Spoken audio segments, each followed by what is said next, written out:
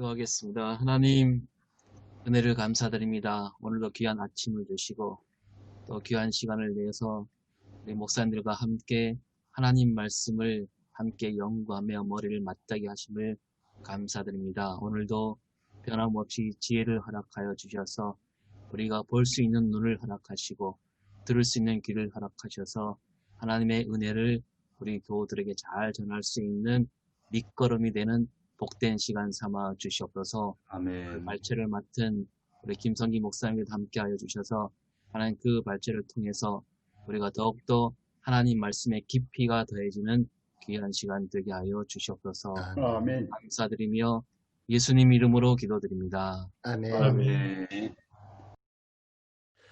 우리가 성경을 읽다 보면 이해가 잘 안 되는 부분들이 있습니다. 그 중에 오늘 본문 말씀 예수님의 수세 사건이 바로 그건데요. 먼저 이스라엘의 역사부터 살펴볼 필요가 있습니다. 이스라엘은 세례자 요한이 등장하기 전까지 말라기 선지자 이후로 400년 동안의 영적인 암흑기에 있었습니다. 그러다가 400년 만에 혜성같이 나타난 사람이 있었는데 그 사람이 바로 세례자 요한이었던 거죠. 회개하라, 천국이 가까웠느니라. 이 낙타털 옷을 입고 허리에 가죽띠 하나 질끈 동여매고요. 먹는 음식이라고는 메뚜기와 석청이 전부였습니다. 행색은 말할 수 없이 초라하고 볼품없었는데요. 어디서 그런 힘이 나왔는지 불벼락 같은 메시지를 쏟아냈습니다. 이 요한의 세례 요한의 설교를 듣고 전국에서 많은 사람들이 몰려들었습니다. 부정축제를 통해서 가난한 사람들을 들볶아대던 그런 부자들이 몰려왔고요. 군인들이 몰려오고 세리들이 몰려오고 아마 창기들도 몰려왔을 겁니다. 영의 존재조차도 부인하고 천국도 믿지 않는, 부활도 믿지 않는 이런 사두개인들도 왔습니다. 거룩하다, 의롭다 하면 둘째 가라면 서러워할 바리새인들도 몰려왔습니다. 그들이 각자 자기들의 죄를 자복하고 요단강에서 세례자 요한에게 세례를 받았습니다. 그렇게 한 사람씩 차례차례 세례를 베풀다 보니까 어느새 예수님 차례까지 오게 된 겁니다. 요한이 깜짝 놀랐습니다. 아니 이게 무슨 일입니까? 제가 예수님께 세례를 받아야 마땅한 것인데 어째서 예수님께서 저에게 세례를 받으러 나오신 겁니까? 안 됩니다. 저는 도저히 그렇게 할 수 없습니다. 그때 예수님께서 말씀하시죠. 이제 허락하라. 우리가 이와 같이 하여 모든 의를 이루는 것이 합당하니라. 근본 하나님의 본체이신 우리 주님께서 하나님과 동정됨을 취할 것으로 여기지 않으셨다는 사실, 오히려 자신을 비워서 종의 형체를 가지셨고 우리 사람들과 똑같이 되셨습니다. 사람의 모양으로 나타나신 주님께서는 자기를 낮추시고 죽기까지 순종하셨습니다. 그것이 곧 십자가의 죽으심입니다. 죄 없으신 우리 예수님은요, 우리들의 죄를 다 담당하시기 위해서 인간의 그 죄악의 껍데기를 뒤집어 쓰시고 우리와 똑같이 죄 사함의 세례를 받으셨던 겁니다. 우리가 너무나 잘 알고 암송하는 로마서 8장 28절 말씀, 우리가 알거니와 하나님을 사랑하는 자 곧 그의 뜻대로 부르심을 입은 자들에게는 모든 것이 합력하여 선을 이루느니라. 그런데 우리는 이 말씀을 거꾸로 해석해 왔던 것 같습니다. 우리가 하나님을 사랑한다고 하면서 하나님을 사랑한다는 핑계를 대면서 야 이제 그러니까 이제부터는 뭐 이러든지 저러든지 무조건 우리들에게는 모든 것이 합력하여 선이 되게 해주실 거야. 이제는 모든 것이 다 잘 될 거야. 이렇게 우기면서 살아왔습니다. 그런데 오늘 본문 말씀을 읽으면서 다시 한번 생각해 보니까 그게 아닌 거예요. 진정 하나님을 사랑한다고 하면 정말 하나님의 뜻대로 부르심을 입은 그리스도인들이라고 한다면 하나님의 의를 이루어드리기 위해서 우리의 모든 것을 다 바쳐서 주님을 위해서 협력하고 합력해야 될 줄 믿습니다. 우리 교회도 마찬가지입니다. 어려울 때일수록요, 독불장군처럼 행동해서는 안 됩니다. 하나님은 무질서의 하나님이 아니시오. 오직 화평의 하나님이시기 때문에 사회의 질서와 법을 잘 지키는 것이 매우 중요합니다. 교회가 세상에 희망이 될 수 있도록 교회가 나서서 방역수칙도 철저하게 잘 지켜야 됩니다. 예배를 생명처럼 여겨야 되듯이 마찬가지로 국가의 안전과 평화도 생명처럼 여겨야 됩니다. 그렇게 해서 교회도 살리고 나라도 살려야 됩니다. 우리가 이와 같이 하여 모든 의의를 이루는 것이 합당하기 때문입니다. 그때에 예수께서 성령에게 이끌려 마귀에게 시험을 받으러 광야로 가사 40일을 밤낮으로 금식하신 후에 줄이신지라. 시험하는 자가 예수께 나와서 이르되 내가 만일 하나님의 아들이거든 명하여 이 돌들로 떡덩이가 되게 하라. 예수께서 대답하여 이르시되 기록되었으되 사람이 떡으로만 살 것이 아니요 하나님의 입으로부터 나오는 모든 말씀으로 살 것이라 하였느니라 하시니, 이에 마귀가 예수를 거룩한 성으로 데려다가 성전 꼭대기에 세우고 이르되 내가 만일 하나님의 아들이거든 뛰어내리라. 기록되었으되 그가 너를 위하여 그의 사자들을 명하시리니 그들이 손으로 너를 받들어 발이 돌에 부딪히지 않게 하리로다 하였느니라. 이르되 내가 만일 하나님의 아들이거든 뛰어내리라. 기록되었으되 그가 너를 위하여 그의 사자들을 명하시리니 그들이 손으로 너를 받들어 발이 돌에 부딪히지 않게 하리로다 하였느니라. 이 겹치네요. 예수께서 이르시되 또 기록되었으되 주 너의 하나님을 시험하지 말라 하였느니라 하시니, 마귀가 또 그를 데리고 지극히 높은 산으로 가서 천하만국과 그 영광을 보여 이르되 만일 내게 엎드려 경배하면 이 모든 것을 내게 주리라. 이에 예수께서 말씀하시되 사탄아 물러가라. 기록되었으되 주 너의 하나님께 경배하고 다만 그를 섬기라 하였느니라. 이에 마귀는 예수를 떠나고 천사들이 나와서 수종드니라. 아멘. 아멘. 오늘 본문은 첫 번째 이제 본문의 역사적 또 문학적 상황에 대해서 이야기를 합니다. 그래서 본문이 특별히 세 가지 시험에 관한 기사가 기록되어 있지요. 그래서 이 본문의 문학적 양식을 핫가다적 미드라시라고 하더라고요. 보니까. 근데 이제 아마 이게 설화적 접근 방식 이렇게 이해를 했고요. 이야기를 기반으로 하는 그래서 이야기, 특별히 요 말씀 본문 중에는 예수님과 마귀의 대화가 등장을 합니다. 그 대화를 중심으로 연구를 하면 좋겠다. 그렇게 이해를 했습니다.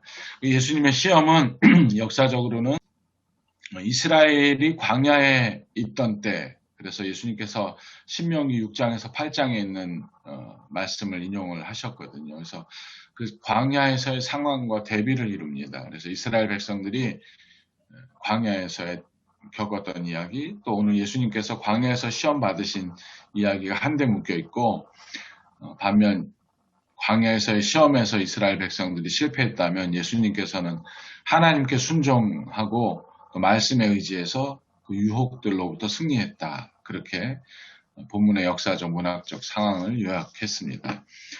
두 번째 이제 본문의 주석과 해석인데요.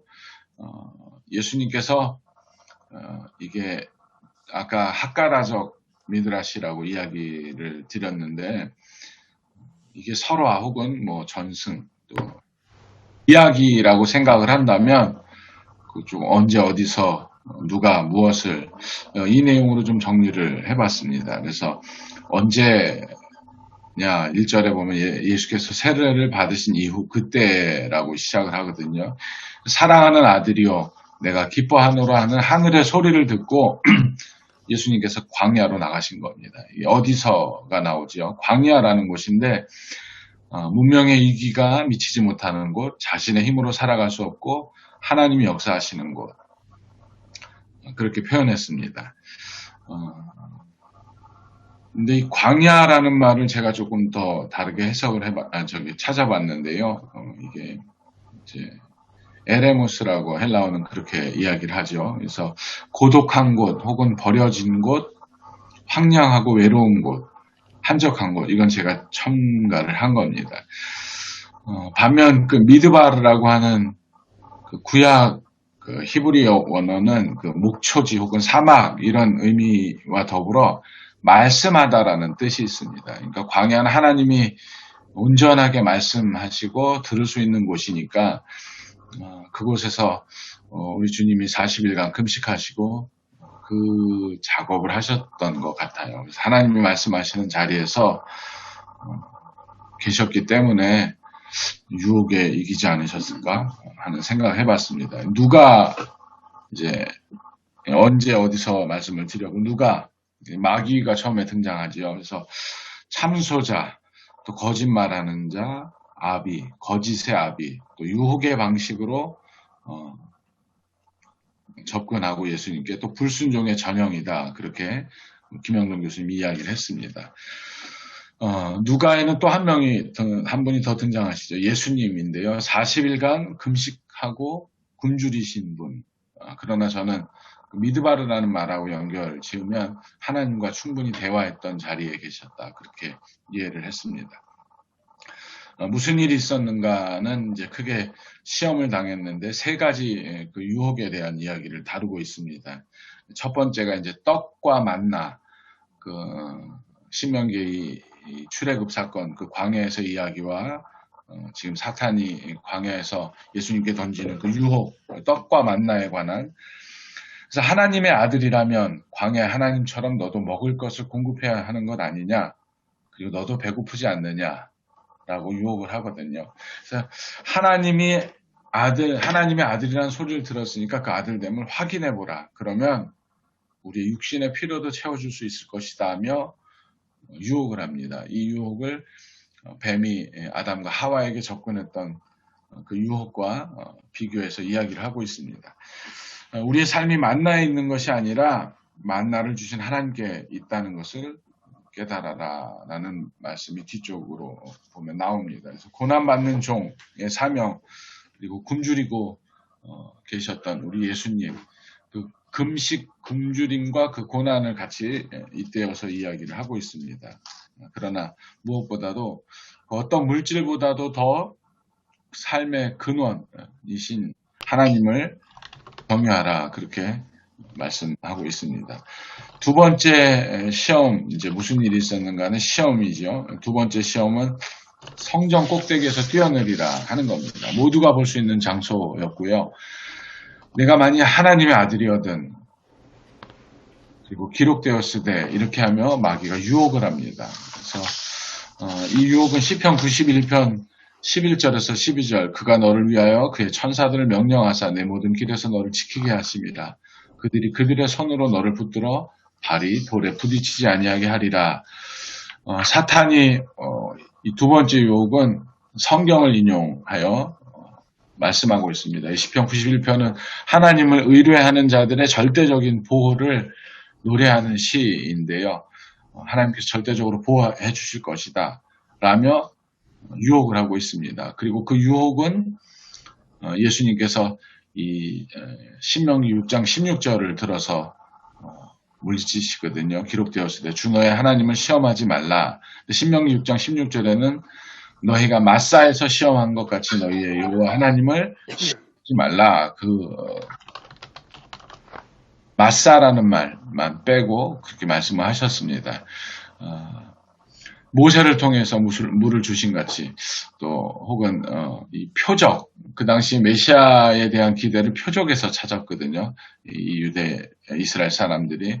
그래서 이 표적, 하나님의 영광보다 자기 영광을 더 사랑하는 것이라고 표현을 했더라고요. 그래서 하나님의 영광이냐 명성이냐, 이 두 가지 다 두 마리 토끼 잡는 것에 대한 것으로 마귀가 유혹을 하고 있다. 그렇게 설명을 하고 있습니다. 세 번째가 이제 엎드려 경배하라. 그러면 모든 것을 다 줄 것이다. 라는 유혹입니다.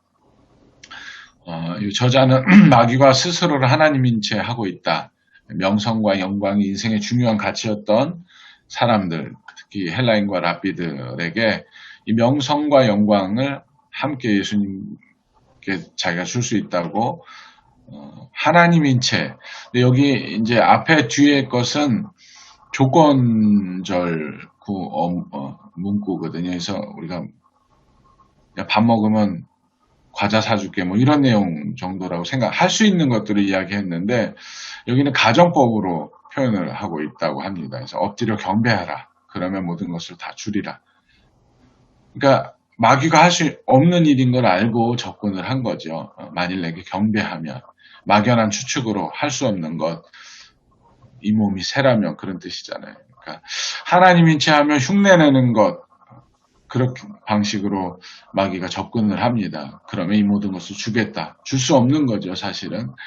줄 수 없는 것을 주겠다며 마귀가 유혹을 하고 있습니다.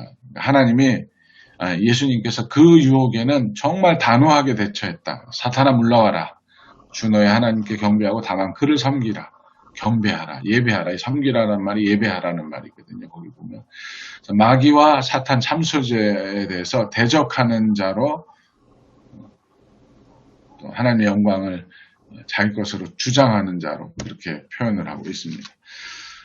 그렇게 세 가지 사건, 무슨 일이 있었는가를 정리를 해보았습니다. 마지막에 이제 본문의 신학적 메시지와 설교 주제, 설교 구성을 위한 제언을 저자는 마태가 예수가 하나님의 아들 되심을, 그리고 한편으로 하나님의 계시와 다른 한편으로 예수님의 순종과 연결시키고 있다 말하고요.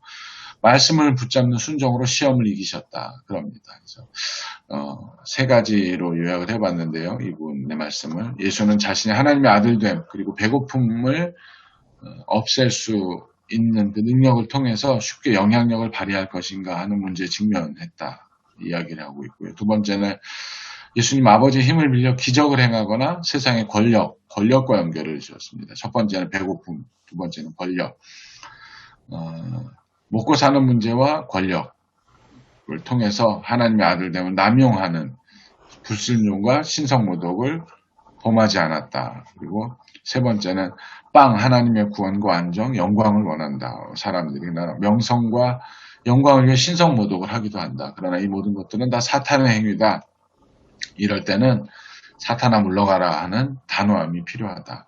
그렇게 정리를 했습니다. 거짓 신들을 섬기는 세상의 정치와 문화에 대해서 주 너의 하나님께 경배하고 다만 그를 예배하라 라며 예수님이 저항하고 계시다고 저자 김영동 교수님께서 그렇게 말씀을 하셨고 저는 그렇게 요약했습니다. 오늘 다양하게 또 브레인스토밍 하실 거니까 그렇죠. 예. 말씀 듣고 제가 정할까 했는데요. 예. 처음 생각했던 거는 광야에서라고 하려고 광야에서. 했습니다. 네, 원래는. 예. 광야, 그게 중요하죠. 예. 네, 그래서 광야에서. 본문에는 안 나오지만 오늘 책에는 그래서 제가 예. 미드바르라는 말에 좀 제가 초점을 뒀는데요, 저는. 그래서 이게 말씀하다라는 뜻이 있으니까 이게 같은 어원이랍니다. 다바르라는 말하고. 그래서 하나님이 말씀하시는 자리에 우리가 있다라는 의미를 생각을 했는데 요즘 광야 같은 때를 사니까 그래서 거기에 내가 덧붙여서 네. 광야에 대한 얘기를 아주 언어적으로 잘 해석을 해줬는데 말씀과 연결시켰잖아요. 네네. 광야는 메마른 곳이고 먹을 것도 없고 마실 물도 없는 황량한 곳이잖아요. 결국 어떻게 사느냐? 사는 길은 말씀밖에 없는, 하나님 말씀밖에 없는, 하나님의 능력을 의지하지 않고 도무지 살 수 없는 것이 광야예요. 그리고 빈들이란 말이에요. 저는 빈들을 가난할 빈자, 없는 빈들 그렇게 해서 내 후배에게 호를 지어줬어요. 빈들 소리. 예. 그분이 소리를 가지고 뭐 하는 분인데 그래서 호를 내가 빈들로 빈야를 지어줬어요. 그래서 했는데 하나님의 도움 없이는 도무지 살 수 없는 것. 하나님의 말씀 없이는 도무지 살 수 없는 것. 그래서 예수님이 광야의 시험을 이긴 것은 말씀으로 승리했단 말이야. 그런 의미에서 광야와 말씀 굉장히 중요한 개념입니다. 부산 장신의 김영정 교수님도 이제 이걸 예수님의 시험, 광야에서 예수님의 시험과 구약시대 광야에서 이스라엘 백성들의 시험, 이렇게 두 개를 대비를 하셨거든요. 근데 또 제가 그 현대성서 쪽에 보니까 예수님의 시험이 과연 우리의 시험이 될 수 있는가? 우리도 예수님처럼 이런 시험을 받을 수 있는가라는 그 물음에 대해서 이거는 우리하고는 다른 시험이다. 그러니까 이 시험은 예수님만 받을 수 있는 시험이다. 라는 식의 이야기를 써놓았더라고요. 그래서 저는 혹시 예수님이 받으셨던 이 시험이 오늘 21세기에 21세기에 살아가는 우리에게 어떤 의미가 있는가? 우리도 이런 시험을 받게 되는가? 아니면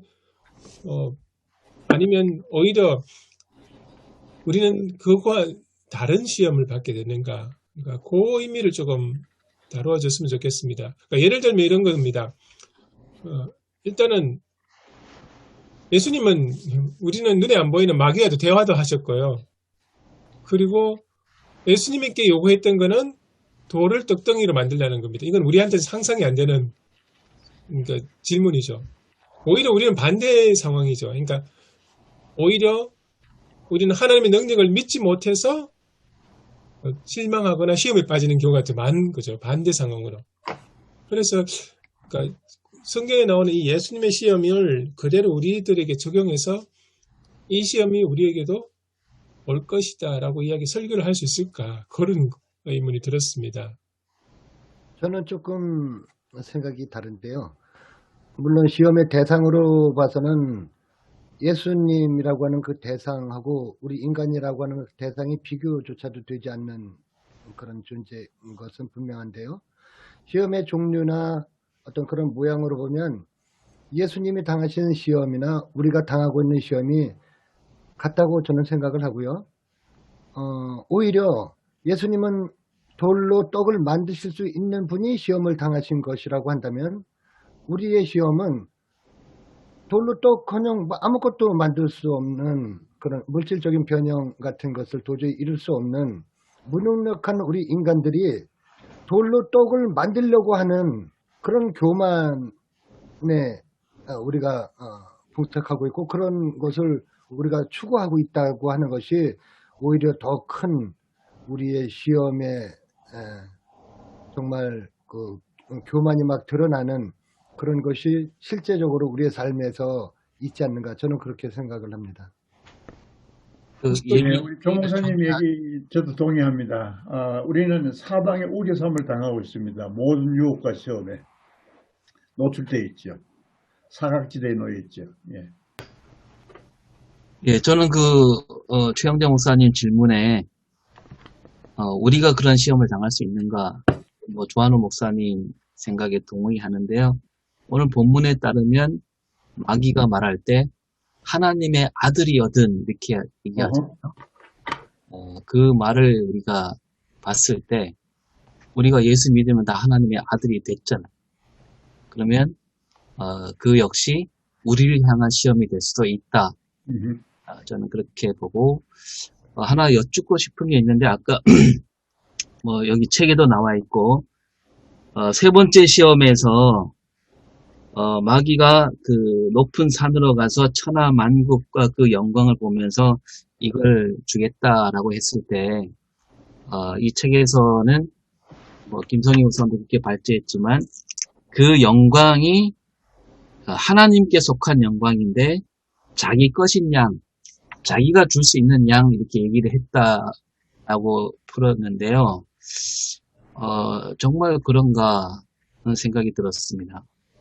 마귀가 주는 영광은 그 세상 영광으로 생각한다면 여기서 말하는 영광이 그 하나님이 받을 영광이 아니라 세상 헛된 영광을 얘기하는 게 아닌가. 다른 분들은 어떻게 생각하는지 모르겠습니다. 그러니까 세상에서 얻을 수 있는 영광을 너에게 주겠다. 이렇게 말한 것으로 봐도 되지 않나요? 이 부분은 제가 또 다른 상황을 좀 참작하자면 그 당시 마태복음의 독자들하고 좀 관련된 그 당시 그리스 로마 시대를 생각한다면 당시에 이제 그리스 로마는 이제 다신교지 않습니까? 그 영향 아래서 정치적으로 경제적으로 성공을 하고 좀 사회적으로 올라가려면 어쩔 수 없이 그 시대의 그 그리스 로마 문화, 종교를 인정하고 수용을 해야 되는 그런 이제 상황인 겁니다. 그러니까 일반 평민들 밑에 좀 사람들은 크게 영향이 더 적지만은 이제 좀 더 높은 그러니까 예를 들면 그 유대 철학자 필로의 조카인 티베리우스 알렉산더라는 사람이 있습니다. 이 사람 유대인인데 실제로 이 사람은 노마치아의 유대 총독, 이집트 총독, 로마 건의군 사령관 등을 역임을 합니다. 근데 이 사람은 유대교를 가지고는 유대교는 유일신 하나님 신앙이죠. 오직 하나님만 섬기는 신앙 가지고는 못 올라가요. 그 자리에 못 올라가죠. 그래서 이 사람은 유대교를 버리고 로마의 그 문화에 충성스러운 이제 수용을 하면서 그 지위나 그 정치적으로 올라가게 됩니다. 그러니까 어떻게 보면 세 번째 이 문제도 결국 그런 문제. 오직 하나님만 섬길 거냐, 아니면 다른 그 예를 들면 영광과 명성, 부와 명예를 위해서 다른 그 당시에 사회적으로 용인되는 것들을 수용하고 올라갈 거냐. 실제로 구약시대 이스라엘 백성들도 이 문제에 부딪힌 거죠. 그러니까 오직 하나님 유일신앙, 이 유대교가 하나님이 요구하셨는데, 그러니까 하나님도 믿으면서 주변과 교역하고 이렇게 서로 이제 문화적으로, 그러니까 경제적으로, 정치적으로 좋은 환경, 그러니까 만들려고 하다가 보니 이제 이방신들도 수용을 해서 같이 겸하여서 섬기는 그런 문제가 구약시대에 발생을 한 거죠. 그렇게 따진다면 예수님의 이 시험도 오성일 목사님 말씀하셨던 것하고 조금 연관되는데, 어쩌면은 그 마귀가 약속했던 이 명성, 그러니까 이 영광과 명예라고 명예는 세상적인 출세, 성공, 명성, 부 이런 것하고 연관되지 않을까 그렇게 생각됩니다. 이 문제는 우리 최 박사님 해석도 아주 좋습니다만 주권 행사 오로지 그 당시 로마의 그 황제의 세계를 지배하려는 어떤 그런 주권 행사에 대비해서 결국 그들이 그 황제들이 모든 영광을 차지하려고 했잖아요. 예, 그 주권 행사를 통해서 자기들의 그 소위 말하는 그 왕권, 그 제왕권. 그런데 여기서는 그 예수님의 주권 행사, 하나님의 어떤 하나님에게만 경배하는 어떤 그런 모든 그 하나님 나라 개념하고 통하잖아요. 하나님의 나라는 루터는 지난번 제가 얘기했습니다. 퀘닉스 헤어샤프트 코테스라는 얘기인데, 하나님이 임금이 되어서 왕이 되어서 다스린 나라가 하나님의 나라인데, 이거는 이 예수님 주권 행사하고 결부해서 좀 해석할 수 있지 않을까라는 생각이 드네요. 네. 그 당시 이 성경이 쓰여졌던 당시 그 세계관은 그 마귀가 세상의 주인이라는 생각들이 팽배했던 때랍니다. 예. 그러니까 예수님 보고 그렇게 그 사탄이 유혹한 거는 네가 세상의 주인인 것처럼 살아볼래? 우리한테는 지금 그렇게 접근하면 어떨까 싶은데요. 세 가지 시험에 대해서 제 생각은 이제 예수님이 세상에 오신 이렇게 목적에 대한 뭐 도전 내지는 질문들이 있는 게 아닌가 생각을 해보는데요. 하나님의 아들이거든이라고 하는 전제도 그렇고, 두 번째, 세 번째 시험도 예수님 세상의 궁극적인 목적이 이 메시아라고 하는, 그러니까 우리 예수님 훨씬 더 큰 의미로 생각하셨지만, 사탄은 일단 유대인들이 기다렸던 메시아에다가 초점을 맞춰서 거기에 국한된 존재로 예수님에게 시험을 던진 게 아닌가 생각해 봅니다. 그래서 저는 이 본문 보면서 이제 세 가지 질문 이렇게 생각을 좀 한 건데요. 첫 번째 질문 같은 경우는 이제 급한 일이냐, 중요한 일이냐, 이런 질문을 좀 던져볼 수 있을 것 같거든요. 40일 동안 굶주리신 이제 예수님의 그 인성을 생각할 때는 먹는 게 굉장히 급한 일이죠. 배고프면 사람들이 뭐 아무것도 보이지 않으니까요. 그래서 그 시험의 내용 속에 그 급한 것을 선택하게끔 하려고 하는 사탄의 의도에 대해서 예수님은 본인이 하나님의 아들이시지만 하나님의 창조 질서를 깨트려가면서까지 본인의 급한 걸 해결한 것이 아니라 하나님이 갖고 있는 질서에 대한 중요성에 더 초점을 맞춰서 돌로 떡을 만들어 먹는 게 아니라 하나님의 말씀으로 우리가 사는데 초점을 맞춰야 되지 않느냐, 이런 대안을 내신 거라 생각하고요. 두 번째에 있어서는 이제 빠른 길이냐 바른 길이냐, 이런 질문을 해볼 수 있을 것 같습니다. 성전에서 뛰어내렸을 때 우리 옛날 묘기 대행진처럼 아무런 문제가 없이 예수님이 정말 지상에 딱 떨어지시면 사람들이 예수님을 어떻게 보겠습니까? 뭐 당장 우리가 지난 세월 동안 기다려온 메시아 바로 그분이 아닌가 생각하고, 뭐 이미 성경 속 구석구석에서 예수님을 메시아로 추대하려고 하고 왕으로 삼으려고 했던 그런 기록들도 있지 않습니까? 그러니까 빨리 메시아가 될 수 있는 거죠. 고민도 하지 않고. 그러나 그것이 하나님이 갖고 계신 구원 계획 속에서 바른 길은 아니었다는 거죠. 그런 길을 통해서 예수님이 메시아가 되려고 이 땅에 오셨다면 굳이 성육신 사건 이런 게 필요 없었겠죠. 그렇게 해서 예수님도 그 일에 대해서 다시 한번 또 거절의 의사를 정확하게 밝히신 게 아닌가 생각하고요. 마지막 이제 아까 오성일 목사님 말씀하신 그 주제에 있어서는 타협이냐 결단이냐, 이런 그 질문을 또 던져볼 수 있을 것 같습니다. 그래서 그것이 세상의 영광이든 혹은 뭐 마귀가 가진 권세를 갖고 딜을 하는 것이든 간에 예수님에게 타협을 요구하는, 많은 걸 하라고도 하지 않지 않습니까? 한 번만 경배해라, 10번 경배해라 그러는 것도 아니고 한 번 경배해라 하는 것인데, 그것마저도 예수님은 결코 용인하지 않으시고 하나님의 식이 아니기 때문에 단호하게 거절하셨던 것이다, 이렇게 생각이 됩니다. 그래서 그 세 가지, 뭐 아까 교수님 말씀대로 뭔가 주제를 정하라고 하시면 질문, 세 가지 질문, 이렇게 해서 생각해 볼 수 있을 것 같습니다. 아주 기발한 책상이네요. 네.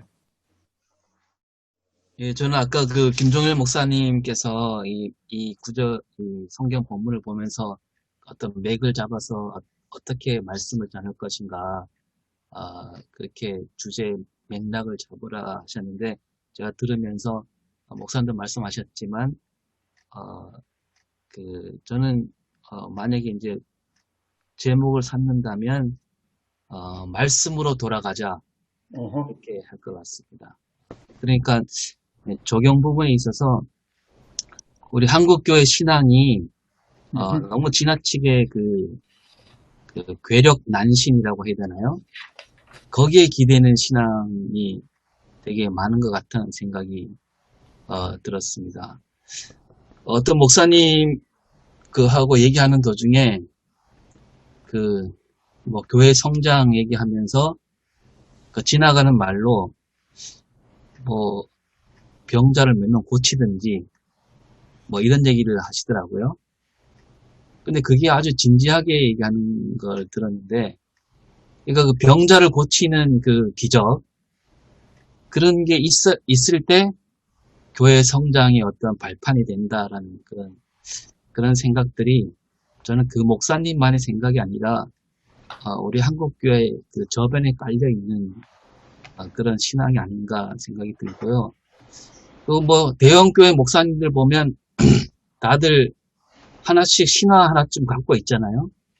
근데 그게 이제 침소봉대되고 또 그게 사람들 입에서 입으로 전해져 오면서 그 교인들도 거기에 경도되어서 그런 신앙으로 나가는 경향이 많고 이를테면 뭐 은사 중에 방언의 은사만 해도 그렇지 않습니까? 방언이라는 은사가 사실은 어떤 그 우리가 가장 쉽게 볼 수 있는 경험할 수 있는 어떤 그 신비한 현상이잖아요.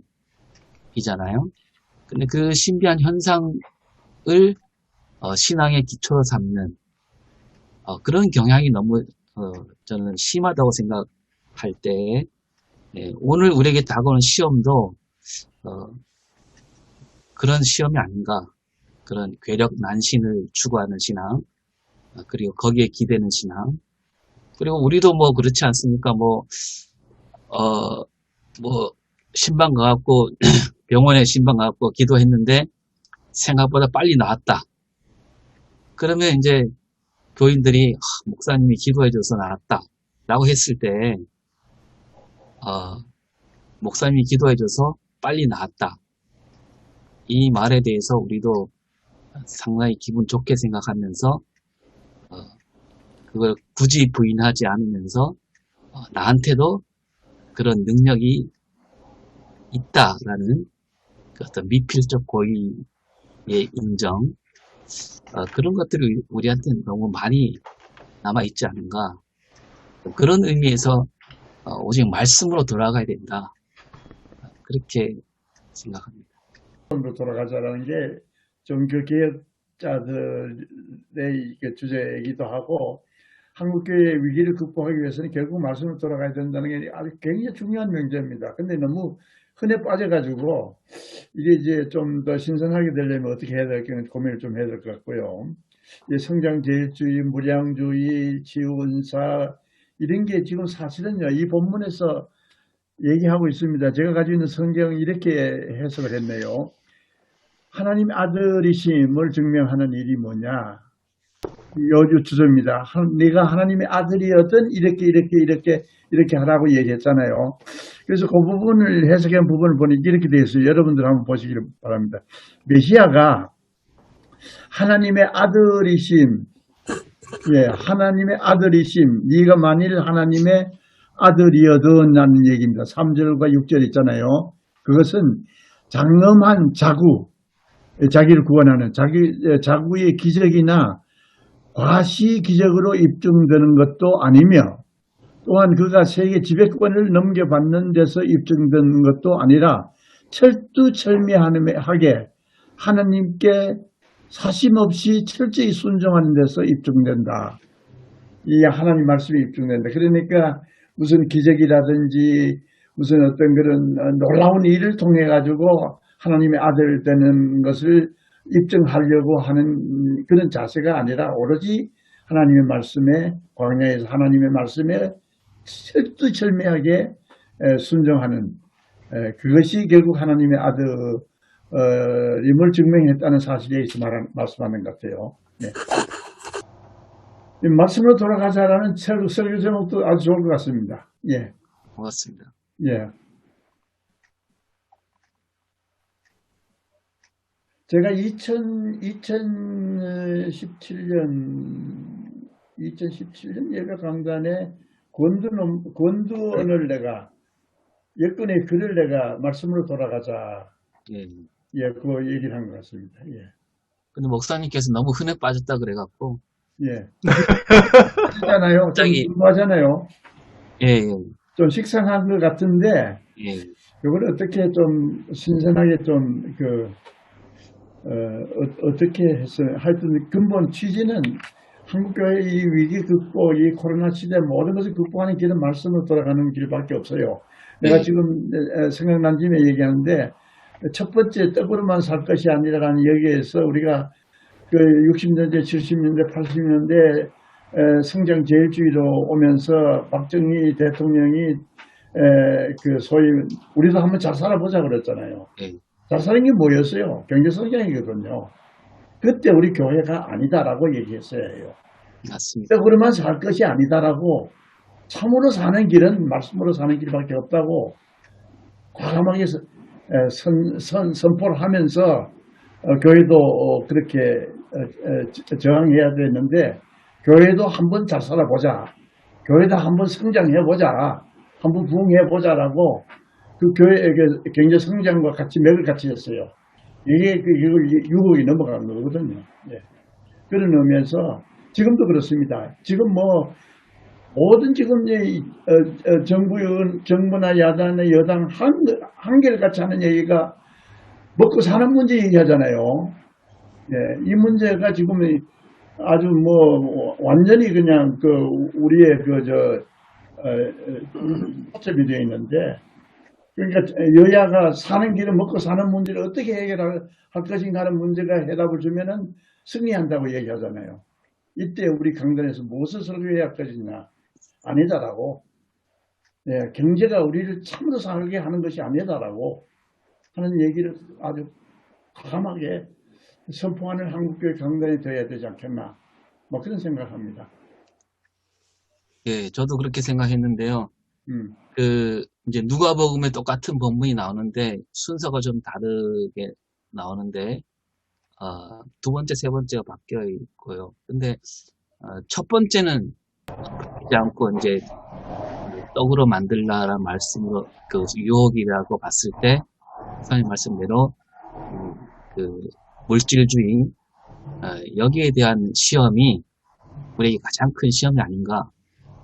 그리고 아까 목사님도 비슷한 말씀하셨지만 우리 한국교회가 옛날에 막 개발될 때 어느 목사님도 부동산 투기를 말린 목사님이 없지 않았나. 오히려 그런 일이 있으면 30배, 60배, 100배 축복을 얘기한 그런 잘못을 범한 것들을 한번 돌아봐야 하는 그런 본문이 아닌가 싶습니다. 제가 한 문장으로 이제 얘기하자면 아까 그 설교 주제를 하나님의 아들이라면 말씀으로 돌아가야 한다. 이렇게 하면 좋겠다는 생각이 들었습니다. 네. 저는 사장 1절에 성령에 이끌리어라는 말씀을 계속 하고 있었거든요. 그러니까 이 모든 시험이 성령님이 이끌어 가신 그 길이잖아요.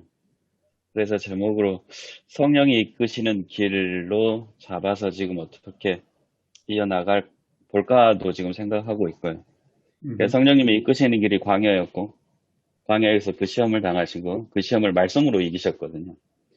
그래서 성령님이 이끄시는 길이 뭐 교수님이 얘기하셨던 것처럼 광야에서 말씀으로 연결하면 좋지 않을까 생각하고, 그 연대신학과 교수님이 그 김질철 목사님이 하셨던 그거 비슷하게 주석을 달아 놓으셨더라고요. 그러니까 첫 번째 시험이 시급한 걸, 지금 마귀는 계속 시급한 거 해라 라고 얘기하는데,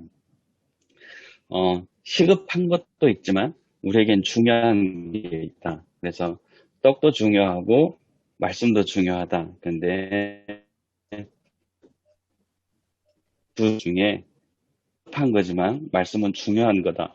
그래서 중요한 걸 먼저 해야 된다고 중요점을 강조하고 있더라고요. 그리고 두 번째가 기적을 이야기했었거든요.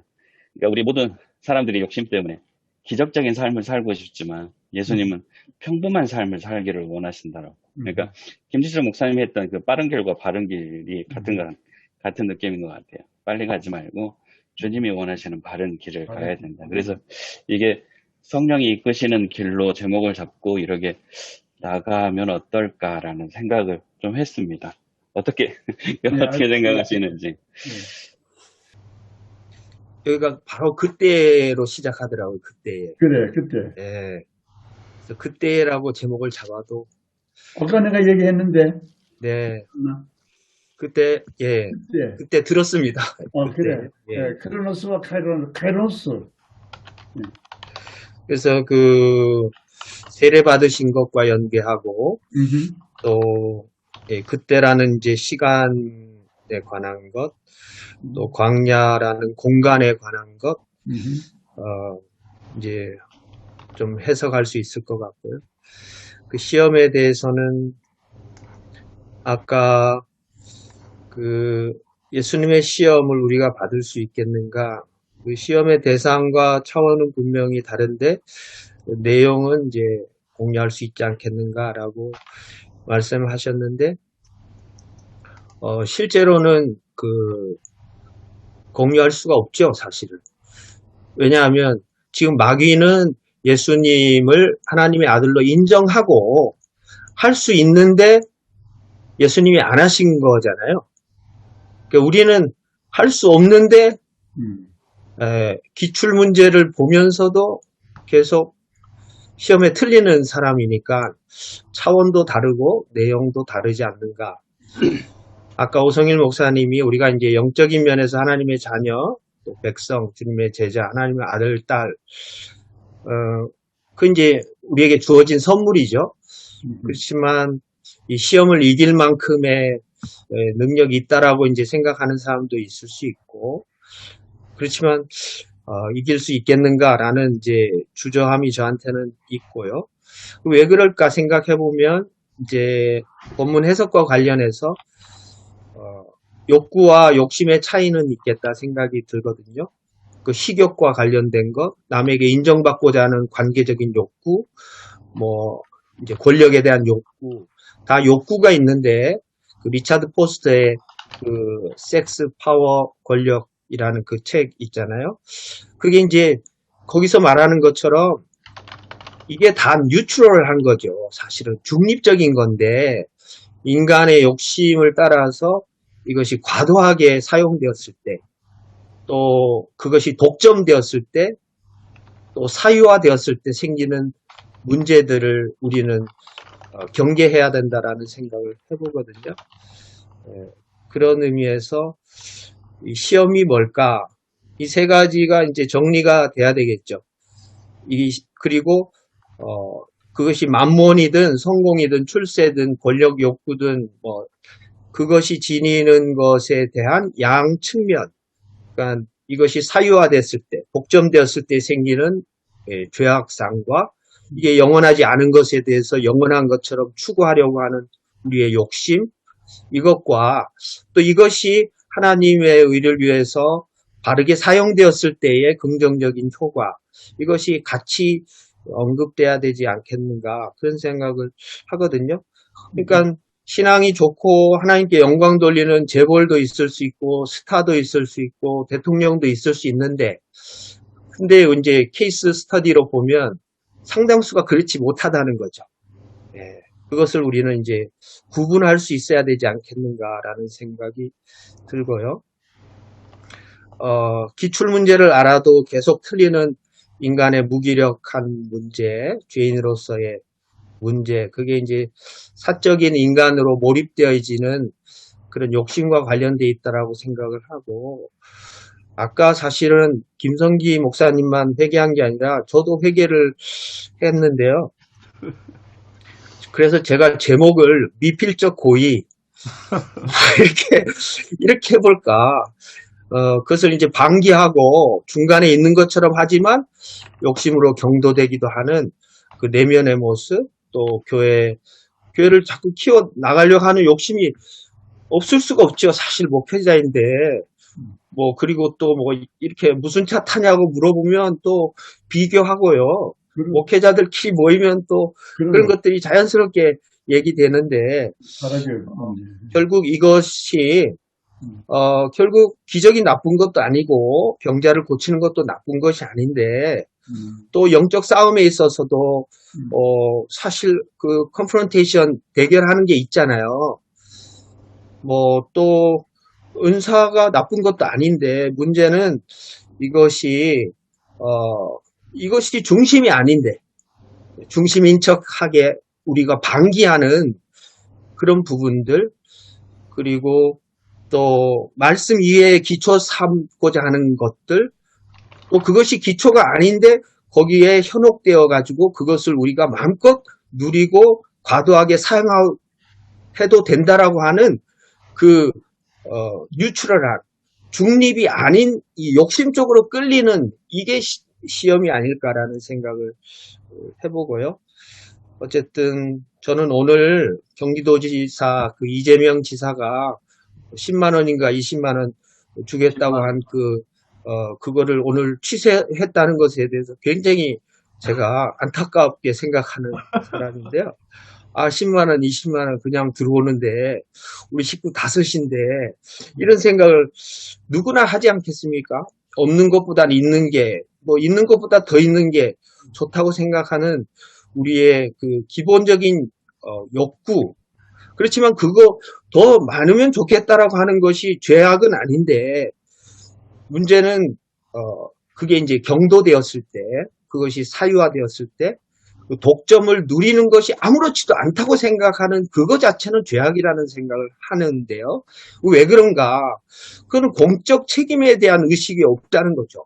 지금 매일 그 공영방송이나 그죠? TV 매체, 미디어 매체를 통해서 한국교회가 지탄을 받는 것은 사실 예배가 소중하지 않다는 게 아니라 공적 책임에 대해서 상식선을 과도하게 넘어선 크리스찬에 대한 비난일 수 있거든요. 그런 점에서 좀 참 안타깝다 생각이 들고, 종교가 중요하죠. 종교 자유권도 중요하고요. 예배도 중요하죠, 사실. 문제는 그것이 다른 사람의 건강이나 다른 사람의 생명보다 우선할 수 있는가에 대한 스스로 성찰의 능력이 너무 떨어진다는 거죠. 그 성찰의 능력이 있으면 성숙하게 내가 양보하고 절제할 수 있는 능력이 분명히 내재되어 있어야 되는데 이 교회가 그걸 갖고 있지 않을 만큼 너무 가볍다는 것에 저는 좀 화도 나고 제 자신도 그 안에 있지만 이 자체적인 자가 어떤 면역이 필요하지 않겠는가, 자기 성찰의 능력이 조금 더 한국교회가 있어야 되지 않겠는가 그런 생각을 해봅니다. 중언부언했습니다. 예, 아니요. 김 목사님 늘 마지막 코멘트가 굉장히 와닿고 좋습니다. 좋고요. 근데 그 불가능의 가능성의 문제를 좀 생각해 봤어요. 불가능의 가능성. 빨티의 굉장히 중요한 주제잖아요. 불가능의 가능성. 신정주의에 있어서 우리가 할 수 없어요.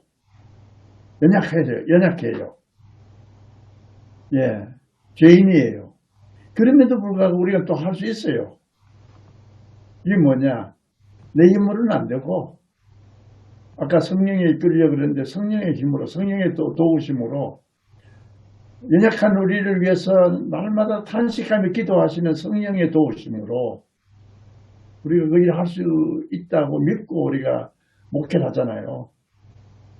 그렇게 설교를 하잖아요. 예. 그런 의미에서 불가능의 가능성도 우리가 좀 늘 생각하면서 나는 죄인이지만은 의롭게 하시는 예수 그리스도로 인해서 또 연약한 우리를 위해서 날마다 탄식하며 기도하시는 성령으로 인해서 또 우리가 어떠한 경우에 처하더라도 우리와 늘 함께 하시는 임마누엘 하나님과 함께 하심으로 우리가 이 길을, 좁은 길을, 험악한 길을, 십자가의 길을 가잖아요.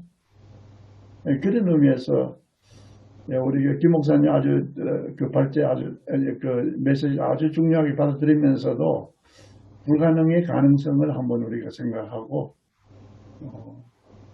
이 본문을 봤으면 좋겠다는 생각이 드네요. 예, 인간이 죄인이라는 것은 자기 비하나 자기 고발이 아니라 자기 이기심과 자기 중심성에 대한 직면이라는 표현이 있거든요. 그러니까 그 직면된 자기, 죄인으로서의 자기가 직면될 때 하나님의 은혜로 덮지 않고는, 하나님의 은혜로 아니고는 살아날 수 없는, 그러니까 impossible possibility 하는 그것과 연관해서 죄인이라는 것이 단순히 이제 교리가 아니라 인간의 내면을 다시금 새롭게 거듭나게 할 수 있는 그 초점이 거기에 있지 않겠는가라는 생각을 해봅니다.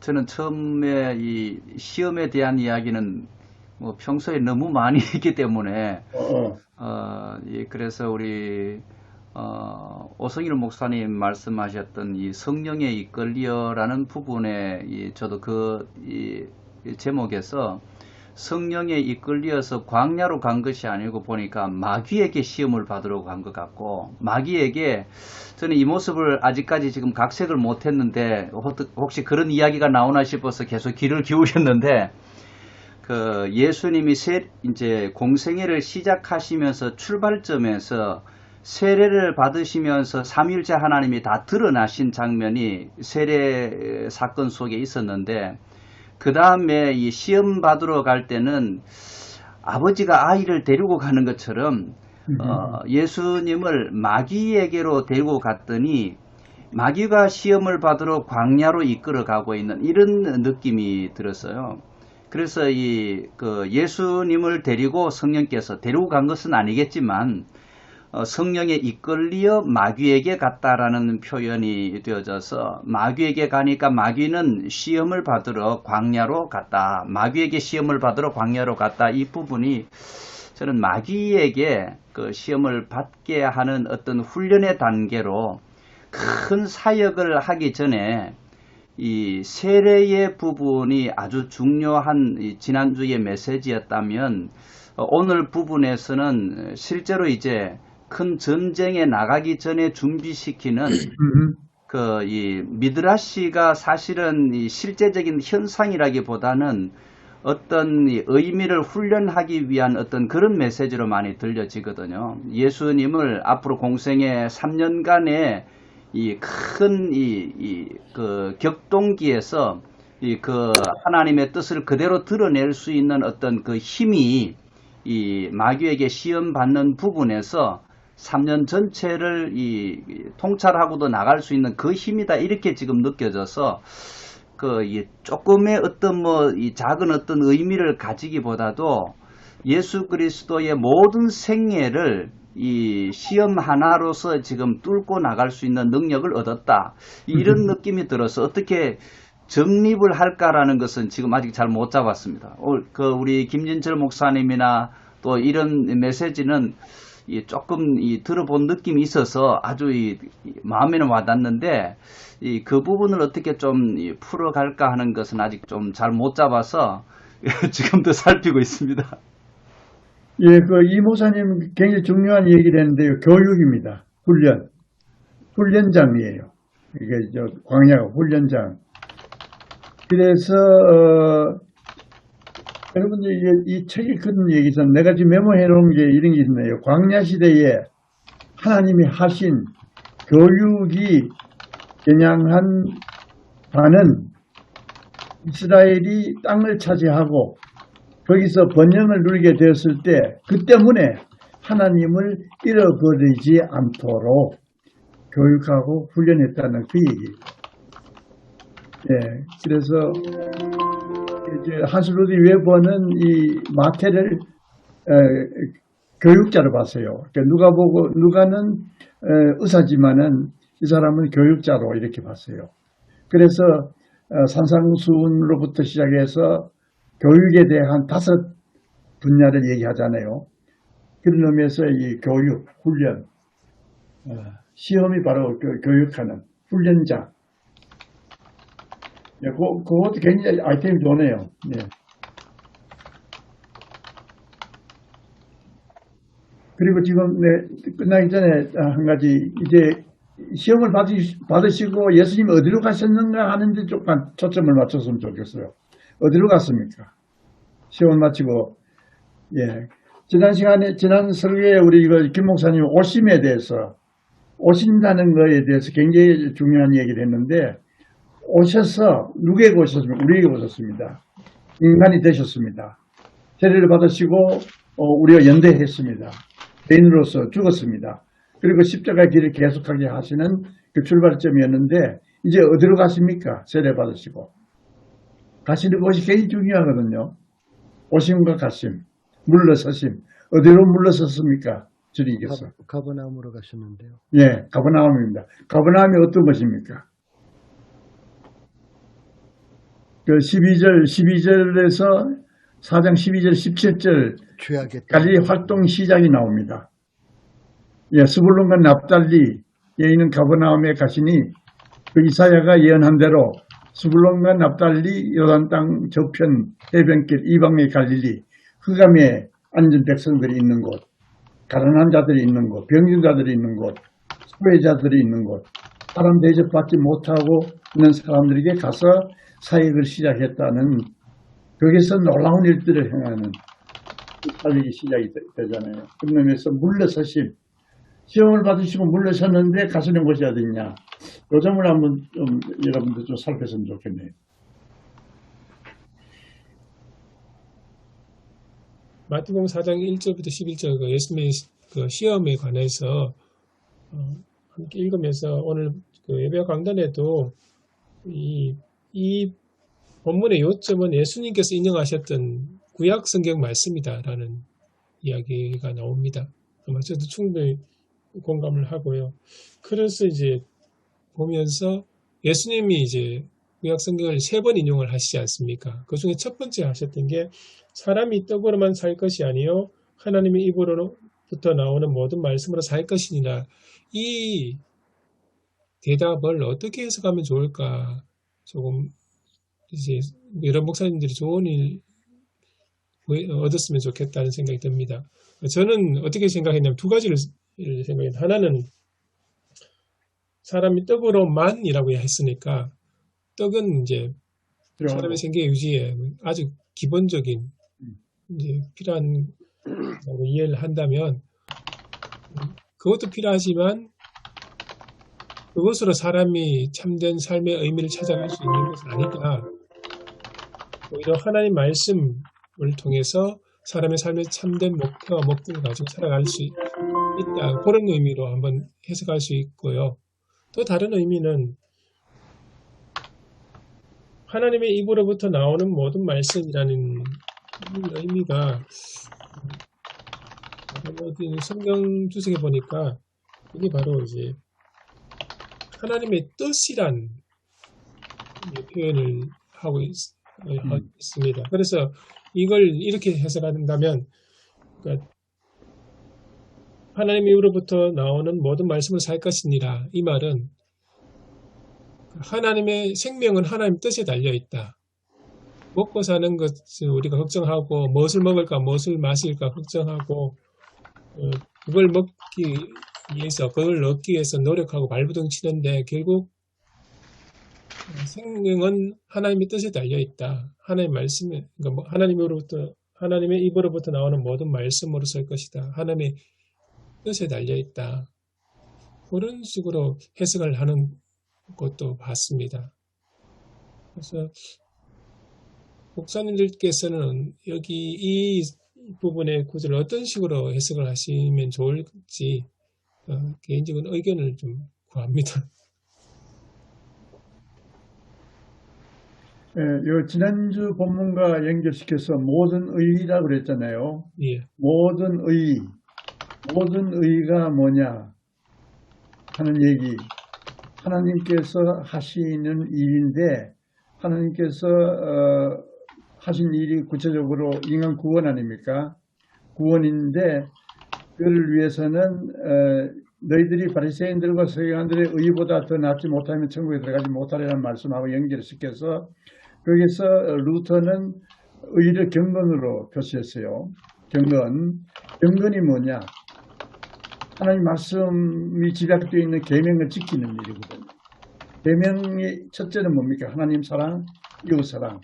그러니까 하나님의 의를 이룬다는 것은 하나님의 뜻을 이룬다는 얘기인데, 말씀을 따른다는 얘기인데, 하나님의 뜻과 하나님의 말씀을 이루는 일은, 즉 모든 의를 함께 우리가 이루는 일은 위로 하나님을 진실로 경외하고 사랑하고 순종하고, 그리고 아래로 진실로 사람을 없인 여기지 않고 사랑하고 인간 대접하고 사랑하는 일.